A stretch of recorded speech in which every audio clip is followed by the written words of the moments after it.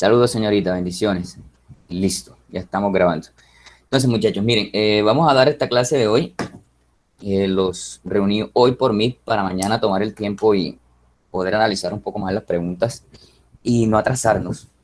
Vamos a comenzar con lo que es la química de Bonce, que es química orgánica. Entonces, vamos a ver hoy los aspectos básicos para poder entender toda esta química orgánica y que podamos ir entendiéndonos poco a poco. Por favor, cualquier duda en cualquier momento, abren su micrófono y hagan la pregunta o expresen lo que quieran decir acerca de lo que estamos tratando, ¿vale? Ok, profe. Bien, entonces, vamos a ver química orgánica y vamos a iniciar con esto que está aquí. Son unos datos importantes para que nosotros debemos saber y conocer para que en cualquier momento nos pregunten, cualquier cosa por allí eh, que estén preguntándonos en cualquier lugar, INFE o cualquier lado de eso, puede salir alguna de estas cosas, ¿vale? Antiguamente se creía, los investigadores creían, la gran mayoría de personas creían que lo orgánico nunca iba a poder realizarse en laboratorio, porque realmente lo orgánico es todo lo que tiene vida. Todo lo orgánico es lo que tiene vida. Entonces iba a ser muy difícil crear en laboratorio vida. Y en la antigüedad eso era bien difícil porque no tenían ni las técnicas ni los instrumentos necesarios para hacerlo. Hasta que llegó ese señor que está ahí, Friedrich Wöhler, en el año de 1882 exactamente, él logró sintetizar un compuesto orgánico en el laboratorio. Y ese compuesto orgánico fue la urea. Fue el primer compuesto orgánico que se sintetizó en laboratorio. Urea, a través, o a partir más bien, de un compuesto inorgánico que se llama cianato de amonio.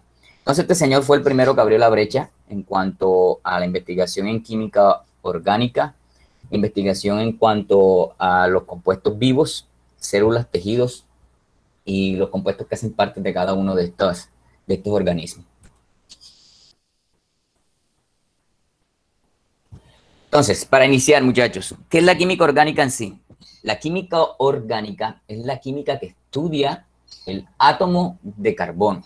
Toda la química orgánica se centra en estudiar un átomo, y es el átomo de carbono, a diferencia de la química inorgánica que vimos también el año pasado, donde se estudiaban casi que todos los elementos de la tabla periódica y veíamos cómo estaba constituida la tabla periódica, cuáles eran las propiedades que tenían cada uno de esos elementos para poder distribuir en la tabla periódica. Veíamos sales, veíamos óxidos, bases, y ahí se veían casi que todos los elementos que estaban haciendo unión unos con otros, uniones iónicas, en algunos casos iones covalentes, en otros uniones polares. En esta no, en la química orgánica se estudia solamente el átomo de carbono y la relación que esto tiene con el resto de compuestos que se pueden añadir a él.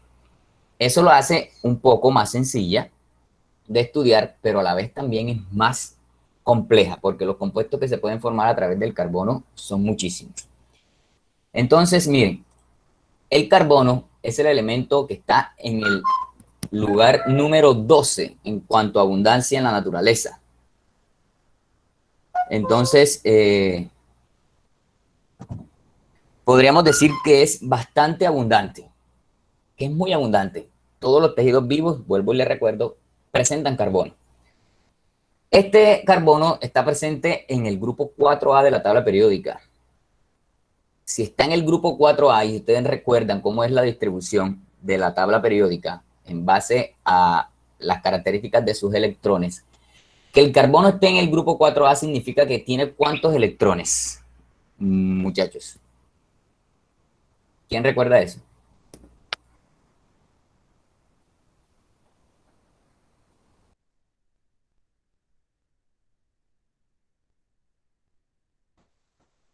¿No recuerdan? Ok, no hay No, problema. profe, no. Que esté en el grupo 4 significa que tiene 4 electrones de valencia. En general, el carbono tiene 6 electrones en total, pero solamente tiene 4 electrones de valencia. ¿Quién recuerda qué son los electrones de valencia?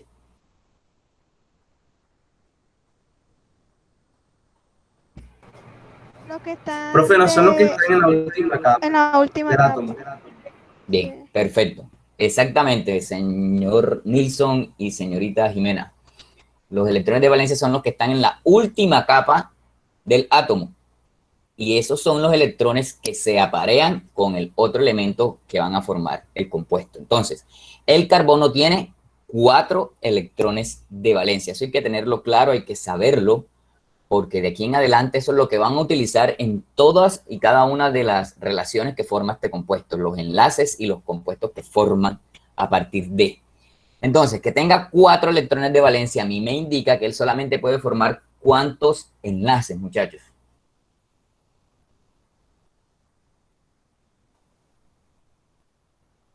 ¿Quién me dice algo?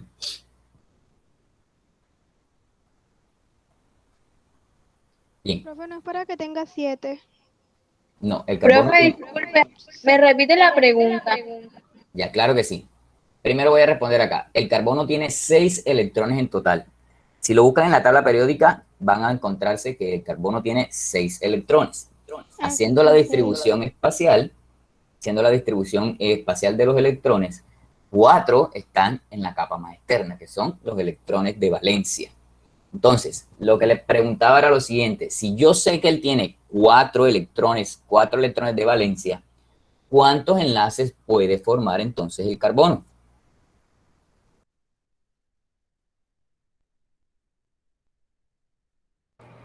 Cuatro. Sí, señor. Los electrones de valencia me dicen a mí cuántos enlaces puede formar cada elemento. Entonces el señor carbono puede tener 4 enlaces solamente y nada más, ni uno más ni uno menos, 4 electrones. ¿Y por qué ni uno menos? Porque recuerden que todos los compuestos y elementos deben alcanzar un octeto.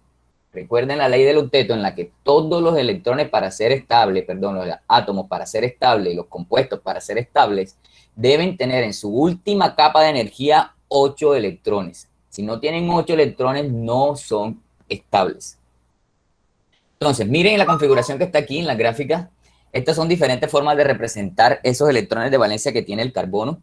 Esta es la configuración espacial, donde nos estamos viendo los 6 electrones que tiene el carbono, 2 en el subnivel más interno y 4 en el subnivel más externo. Estos de subnivel más externo son los electrones de valencia. ¿Están viendo dónde estoy señalando, muchachos? Sí, señor.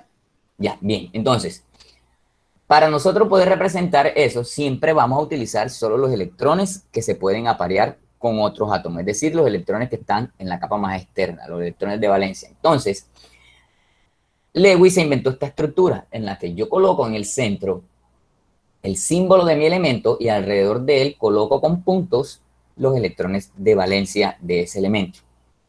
¿Qué es lo que está aquí? Ahora, si nosotros viéramos un elemento o un electrón o o una estructura real de cada átomo, nosotros veríamos esa estructura de esta manera que está aquí. Este sería el átomo de carbono y cada una de estas ramificaciones que nosotros vemos aquí son los electrones de valencia que están alrededor de ese átomo de carbono central. Y esa estructura tridimensional forma un tetraedro, que es el que está aquí representado. Eso es si lo viésemos en 3 o 4 dimensiones, pero realmente nosotros no tenemos ningún instrumento para medir eso en estos momentos y siempre lo vemos como una estructura plana en 2 dimensiones y por eso representamos los compuestos de esta manera. Esto es lo mismo que esto, es lo mismo que esto. Me están representando los 4 enlaces que puede presentar el carbono, es decir, sus 4 electrones de valencia. ¿Estamos claros allí? Sí, profe. Sí. Sí, profe. Sí, señor. Bien, entonces avancemos, muchachos. Recuerden que estamos viendo aquí aspectos básicos. Vamos a estudiar más a fondo lo que es el átomo de carbono. ¿Para qué? Estudiemos sus propiedades para ver cómo él puede enlazarse con otros elementos. Y son muchísimos los elementos que pueden enlazarse con él. Se debe a esto que vamos a ver aquí, a esta propiedad que tiene el carbono, que es una propiedad muy particular. Si nosotros hacemos la configuración electrónica de los elementos, del elemento como tal, vamos a distribuir esos electrones en el espacio. Entonces sabemos que la distribución electrónica de los elementos se basa en 4 subniveles, que son el subnivel S, el subnivel P, el subnivel D y el subnivel F. ¿Recuerdan eso de configuración electrónica? El año pasado lo vimos. ¿Lo recuerdan? Sí. Bien. Señor. Entonces, sabemos que el carbono tiene 6 electrones, entonces yo tengo que distribuir esos 6 electrones en esos subniveles de energía, que es lo que tengo exactamente aquí. ¿Sí? En el nivel 1, yo tengo en el subnivel S 2 electrones, porque esto es la máxima cantidad de electrones que me acepta el subnivel S, ¿cierto? Entonces, en el subnivel 2, perdón, el nivel 2, subnivel S, vuelvo a tener otros 2 electrones. ¿Y cuántos llevo? 4. Me faltarían 2 para alcanzar los 6. El siguiente subnivel sería el P. Este señor me acepta 6, pero como solo me faltan 2, entonces yo aquí le coloco los 2 electrones faltantes y tengo la configuración electrónica de mi átomo de carbono. Es 1s2, 2s2, 2p2. Yo creo que esto debe estar claro, ¿sí o no? Sí. Sí, profe. Sí, profe. Sí, Bien, señor. muchachos. Entonces, si yo quiero dibujar esa configuración electrónica de una manera plana, porque no la puedo dibujar de una manera tridimensional, porque no la puedo ver, sería exactamente esto que está aquí. 1s2, 2s2 y 2p2. Ahora, yendo más a fondo, el subnivel P tiene 3 subniveles más, que son el subnivel PX, que está en el plano X, el subnivel PY, que está en el plano Y, y el subnivel PZ, que está en el plano Z. Viendo la estructura tridimensional. ¿Sí me hago entender allí? El P tiene X, Y y Z. Entonces, como solamente tengo 2 electrones, tengo 2 electrones ocupando 2 de los 3 puestos que tiene ese subnivel P. ¿Escribieron algo, creo? No, bien. Entonces, ¿cuáles subniveles están llenos? Este que está aquí, este que está aquí, y este no está lleno por completo. Faltarían ¿cuántos electrones? ¿Quién me dice? Faltarían 4. Bien, perfecto. Faltarían 4 electrones. Entonces, si este tuviera 4 electrones, entonces ese átomo estuviera estable porque estaría completo sus niveles de energía. Pero ¿qué pasa, señores que están aquí presentes? Este señor tiene una propiedad muy particular y es que él puede hacer promoción de sus electrones. ¿Qué es promover un electrón? Mandar un electrón de un nivel inferior a un nivel superior. ¿Cómo lo hace? Estos electrones que están aquí en la capa inmediatamente anterior a la masa externa toman energía de este nivel que está aquí para que uno de estos electrones se promocione de este subnivel y pase al subnivel P. Eso lo puede hacer el carbono. Entonces, cuando él lo hace, yo puedo decir que mi elemento está excitado porque me está cargando un electrón de un nivel menor para que pase a un nivel mayor. Y sucede esto que nosotros vemos acá. Cuando no está excitado, el átomo se comporta de esta manera. Cuando ocurre esa promoción y mi carbono se excita, este electrón del subnivel 2s se promociona y pasa a ocupar el nivel Z que está en el subnivel P, que es lo que nosotros vemos acá. Entonces me quedan a mí mis 4 electrones desapareados, que son los que pueden enlazarse con otros elementos. ¿Estuve claro allí? ¿Está entendida esto aquí o no? Sí, profe. Ok, no hay preguntas hasta allí. No. Bien, entonces muchachos, ¿qué debe quedar claro aquí? Que el carbono en su estado natural nunca pudiese enlazarse con la cantidad de elementos que lo hace en estos momentos. ¿Cómo lo hace? Haciendo promoción de sus electrones que están en el subnivel inmediatamente anterior a la última capa. Y lo hace formando entonces esta configuración que está aquí. Y tengo 4 entonces electrones desapareados que pueden a mí formarme cualquier enlace con cualquier otro elemento. ¿Estamos claros ahí? Entonces, si vemos las diferencias, entonces miren, este sería el estado fundamental o el estado natural, como nosotros lo encontraríamos en cualquier lugar del planeta Tierra, el carbono. 1s2, 2s2 y 2p2, ocupando el subnivel X y el Y. Mientras que cuando está en estado excitado, cuando él ya se va a unir con otros elementos, él promociona su electrón del subnivel 2s y lo pasa al subnivel PZ. Ojo, esta promoción de aquí a acá es un gasto energético bastante grande, porque promover un electrón de un nivel inferior para que salte a otro necesita una energía bastante grande, ¿vale? Entonces, conociendo la estructura del carbono, conociendo qué es lo que hace el carbono, cuál es la particularidad que tiene para que él pueda tener esos 4 electrones libres y poderse formar cualquier elemento, entremos entonces en lo que se trataría realmente la química orgánica, que es el estudio de los hidrocarburos. Su nombre lo indica, es el estudio de los compuestos que están formados por hidrógeno y carbono. Hidro de hidrógeno y carburo de carbono. Entonces vamos a estudiar en la química orgánica, en 11, los hidrocarburos. Son un montón de compuestos orgánicos de este tipo. Pero hay algo que debemos tener bien claro y es lo que dice en ese cuadro exactamente. Todas las moléculas orgánicas, ojo muchachos, quiero que estén atentos aquí, todas las moléculas orgánicas contienen carbono, pero no todas las moléculas que contienen carbono son moléculas orgánicas. ¿Es entendible la frase, sí o no, muchachos? Sí. ¿El resto? ¿Estamos bien ahí? Profe, ¿cómo me puede repetir la frase? Bien. Hijo, dice ahí, todas las moléculas orgánicas, todo lo que es orgánico, es decir, todo lo que tiene vida, siempre va a tener carbono.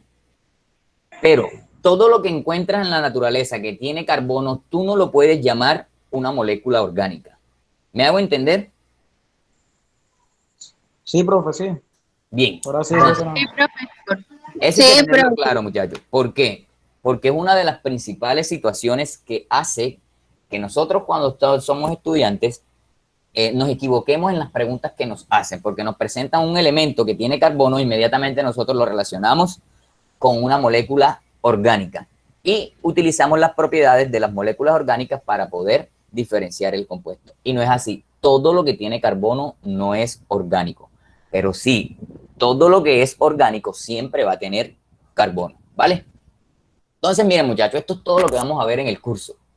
Todo eso que está ahí es lo que vamos a ver en el curso de química de 11. Vamos a ver los compuestos orgánicos y los vamos a diferenciar dependiendo de diferentes posturas.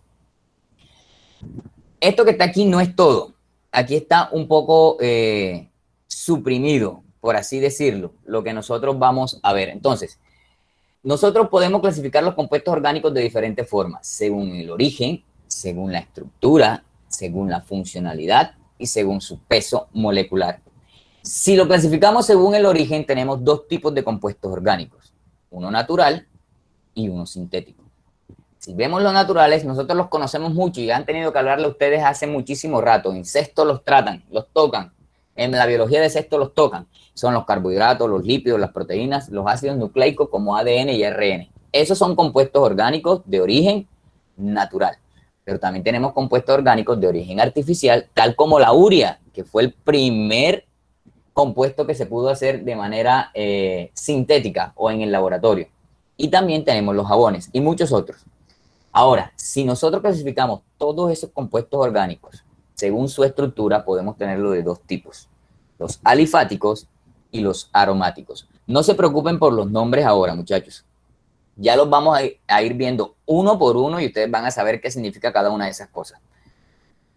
Según la funcionalidad, nosotros podemos tener muchísimos. No solo esos 2 que están allí, ahí solamente están representados 2, que son los alcoholes y las cetonas, pero también hay otros más. Ésteres, éteres, hay muchísimos más. Los vamos a ver. Ahora, si los clasificamos por el peso molecular, nosotros podemos decir que hay 2 tipos de compuestos orgánicos, los que son de tipo monómero y los que son de tipo polímero. Y ahí tenemos unos ejemplos acerca de ellos. Monómeros como los nucleótidos y polímeros como el ADN. Claro, aquí Sí, profe. Sí. Bien, entonces muchachos, miren, para iniciar el curso, nosotros nos vamos a centrar en este tipo de clasificación que está aquí, según la estructura. Vamos a comenzar por aquí. Porque si ustedes logran entender cómo es la estructura de un compuesto alifático y cómo se diferencia de un compuesto aromático, ustedes van a poder entender el resto de esto que está aquí y el resto de esto que está acá. Estos son los más sencillos. Si empezamos por los sencillos y ustedes ven cómo se nombran, cómo se clasifican, cómo se estructuran, cómo se enlazan, esto les va a ser un poquito más fácil, ¿vale? Entonces vamos a iniciar por aquí, por la estructura. Deberíamos, según la literatura, iniciar por los compuestos naturales, pero los carbohidratos, los lípidos, las proteínas y los ácidos nucleicos son los compuestos más complejos que hay. Por ejemplo, estos que están en esta figura. ¿Se imaginan comenzar a explicar cómo se enlazan estos compuestos que están aquí, esto que está aquí, esto que está aquí, esto que está aquí? Por esa razón, vamos a iniciar desde aquí. Vamos a estudiar los compuestos orgánicos dependiendo de la estructura. E iniciamos entonces con los compuestos alifáticos. Los alifáticos yo los puedo subdividir en dos categorías, que son esos que ustedes ven ahí, los saturados y los insaturados. Vuelvo y repito, en este momento no es indispensable que entiendan la estructura al fondo. Estamos viendo las bases para luego estudiar cada uno de estos de manera individual, ¿vale? Alifáticos. Recuerden, esto es clasificación según la estructura, es decir, según cómo se configuran en el espacio estos compuestos. Son dos, saturados e insaturados. Muy fácil de diferenciar. Voy a quitar eso que está allí para que ustedes puedan verlo en una estructura. Estos son compuestos orgánicos y de aquí en adelante van a comenzar a ver muchas H y muchas C en todas y cada una de las clases que estamos viendo. Entonces, los alifáticos saturados, su nombre lo indica, están saturados. ¿Pero saturados de qué? ¿De qué creen ustedes si ya están viendo estas estructuras aquí? ¿De qué creen que están saturados esos compuestos? De carbono. Además de carbono, ¿de qué creen? Hidrógeno. Exactamente. Ahí vamos. Los saturados son los que están llenos completamente de hidrógeno. Ahora, si ya yo sé que mi carbono solamente puede formar 4 enlaces, para yo decir que mi carbono está saturado, ¿cuántos hidrógenos debería tener él pegados? Más de 4. ¿Qué cree el resto? Bueno, yo diría que sí, profe. ¿Pero cuántos? Vuelvo a repetirle la pregunta. Los compuestos orgánicos alifáticos saturados son aquellos donde están completamente llenos de hidrógeno. Ahora, si yo estudio el carbono, estoy estudiando el carbono en lo orgánico, estoy estudiando el carbono, y yo sé que mi carbono solamente puede formar 4 enlaces, ¿cuántos hidrógenos debería tener el carbono para yo decir que ese carbono está saturado? ¿Cuántos hidrógenos? 2. No escuché, qué pena.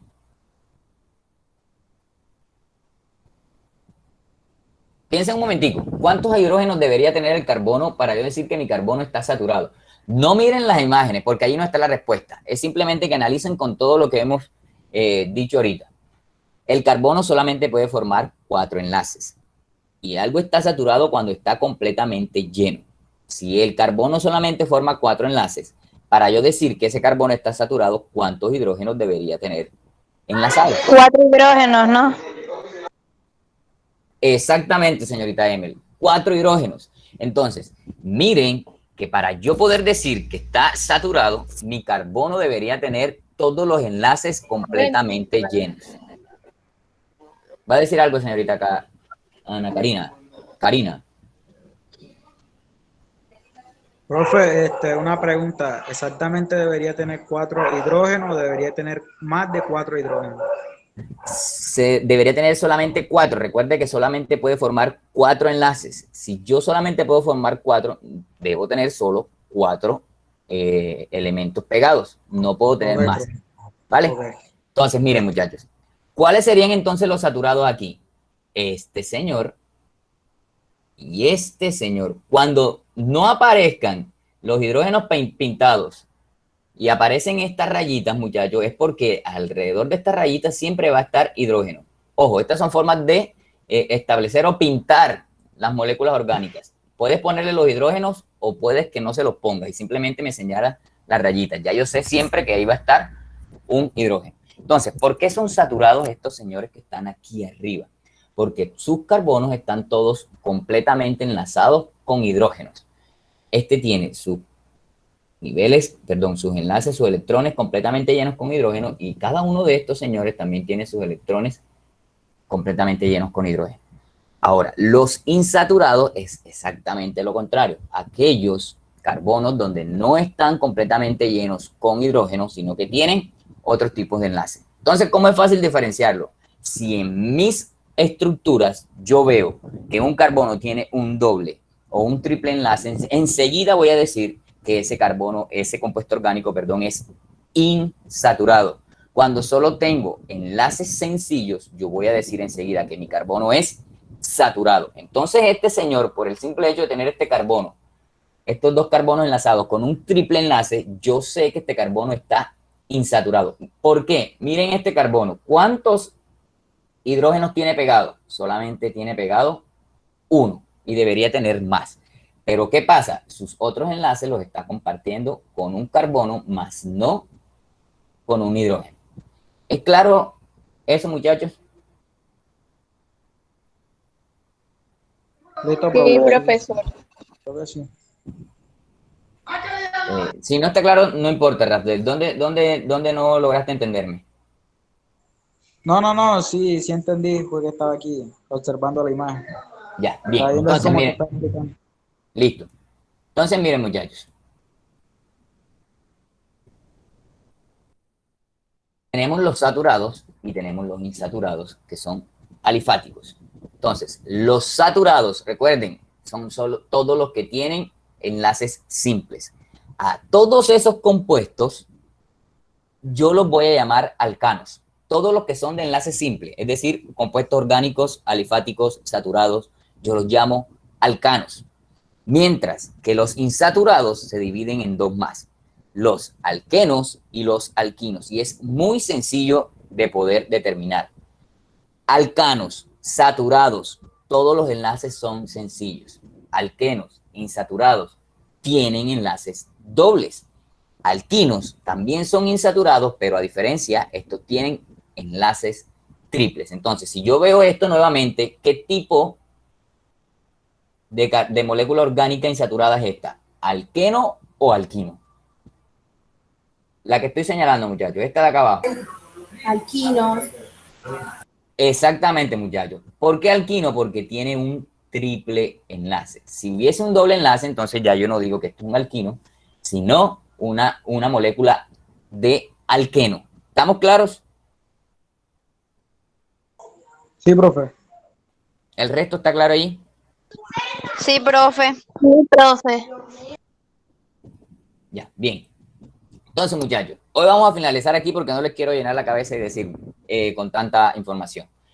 Vamos a ver la otra cara de la moneda de los compuestos orgánicos según la estructura, que son los aromáticos. También son llamados compuestos orgánicos cíclicos y esa palabra a ustedes les debería decir mucho.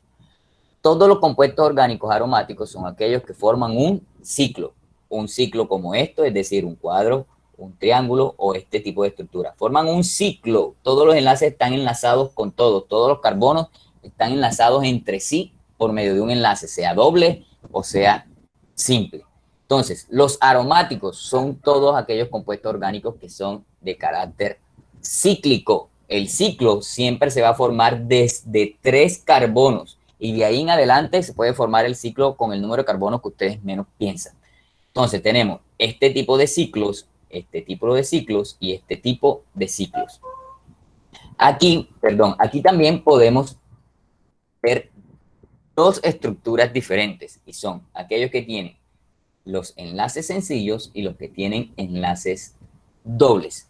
Si yo acá sé que los sencillos se llaman alquenos y que los que están dobles se llaman los sencillos alcanos y los dobles alquenos, ¿cómo puedo yo entonces darle nombre a estos que están aquí? Si este es de enlace doble y estos son de enlace sencillo.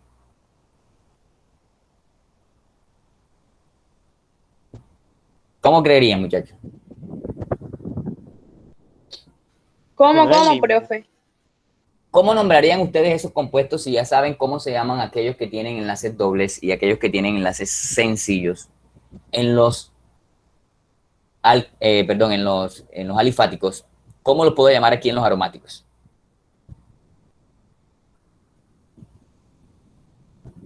Igual, ¿Me muchachos. podría repetir? Ya, es simplemente darle nombre. ¿Cómo creerían ustedes que se llamaban? Es simple, es igual. Si yo tengo lo alcano. sencillo, no señor, si yo tengo lo sencillo, recuerden que estos son saturados, entonces son compuestos aromáticos saturados y compuestos aromáticos insaturados. Eso no quiero que se les olvide. ¿Claro aquí? Sí, profe. El resto, Sí, muchachos. profe. Ya, oye, Bien. claro, claro. Ok, muchachos. ¿Tienen alguna duda, alguna pregunta, algo que no quedó claro hasta aquí? Profe, a mí se me olvidó preguntarle cuando la vez pasada que usted preguntó de que había más de que eran que P, X y eso. ¿Me podría explicar eso otra vez? Disculpe Claro que sí. usted que lo... No, no, tranquila. Aquí estamos. Bien, los niveles de energía van de un nivel de menor energía hasta un nivel que tiene mayor energía. Es decir, a medida que se aleja eh, el, el nivel del núcleo del átomo, más energía tiene. Entonces, entre más externo esté, más energía tiene ese electrón. Cada uno de los niveles puede tener una estructura tridimensional. La gran mayoría de ellos, todos no presentan la misma estructura. Dentro de esos que pueden tener una estructura tridimensional está el subnivel P, que tiene un eje X, un eje Y y un eje Z. Ustedes han visto esos dibujos tridimensionales en biología, en física, les han Sí, presentado esa estructura. Ok, exactamente igual se distribuyen aquí los subniveles de los subniveles de energía. Me hago entender, subniveles de el subnivel P. Tienen esas tres estructuras. X, Y y Z. Y en cualquiera de ellos pueden estar los electrones. En el carbono, de forma normal, solamente están ocupando el X y el Y. Cuando ocurre la promoción, ya comienzan a ocupar también el nivel Z. Pero es una estructura tridimensional. Lo que sucede, muchachos, es que a veces se nos complica entender cada una de estas estructuras porque nosotros es muy complicado poder dibujar estructuras tridimensionales en un papel que solamente tiene dos dimensiones. Entonces, por eso muchas veces se nos cruzan la información y no logramos entender. Pero es simplemente que están en tres dimensiones, X, Y y Z. ¿Claro aquí? ¿Alguna otra pregunta? sí, profe.